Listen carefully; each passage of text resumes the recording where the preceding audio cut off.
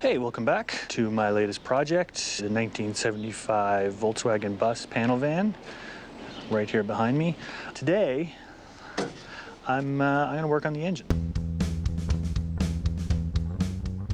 Okay, so I've pulled the bus out. It's a nice day. I'm gonna try and do most of it outside just for the natural light. The bus does not drive, so instead of putting it up on jack stands, I'm going to actually jack the entire bus up, put the rear wheels under the drive-up ramps. That gives me a nice foot higher of space, really solid. Yeah, we'll get underneath and pull this thing out.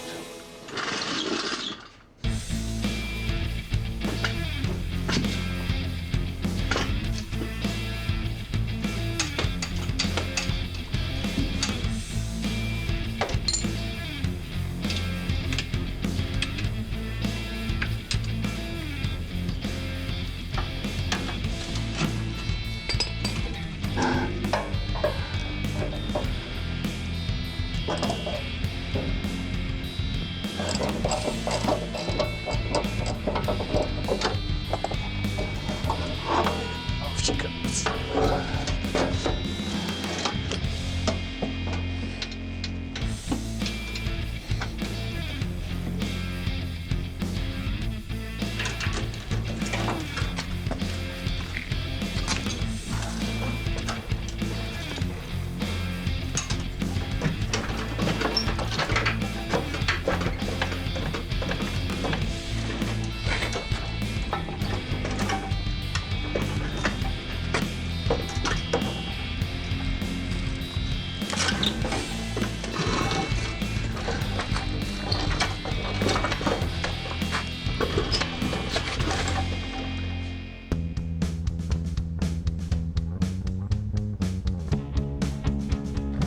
As you saw, engine got pulled.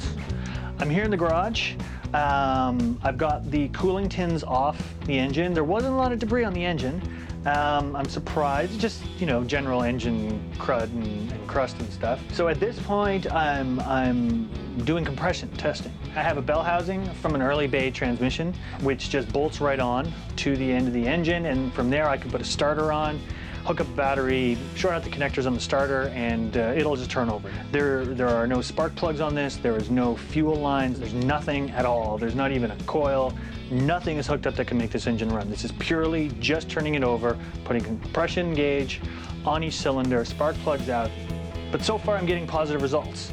I've just run compression on number 1 and number 2, and number 1 came out at 140 PSI, which is great. Cylinder number 2 came out at 150 PSI, which is really good. So now we're gonna put a tester on cylinder number 3. Cylinder number 3 is sort of the critical one because it's the hottest corner of the engine when these buses were normally running.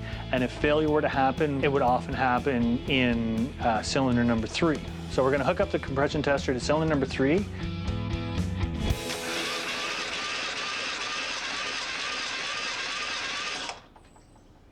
$120 on cylinder 3. That's great. Let's try cylinder 4.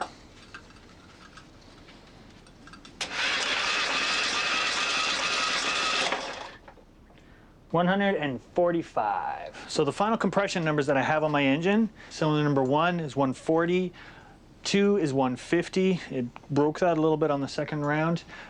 3 is 120.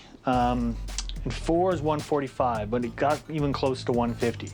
So I'll get my little temporary starter set up back off. I'll take off the clutch, make sure the clutch plate is okay, and then just do the flywheel seal. Just hammer that in, get that done. Other than that, it's painting up the tin. The heater boxes seem okay. Most of the plumbing for the exhaust seems okay. There's one crucial piece which is really rotted out. Originally I was gonna swap out the heater boxes for earlier models and do a brand new exhaust. I'm thinking the actual muffler part is good. There's a little bit of welding on the end of it. It's just that one piece. I think it's about a $100 piece. Just listening to the engine turn over by itself, there's no knocks. No one's more surprised than me that it was that quick.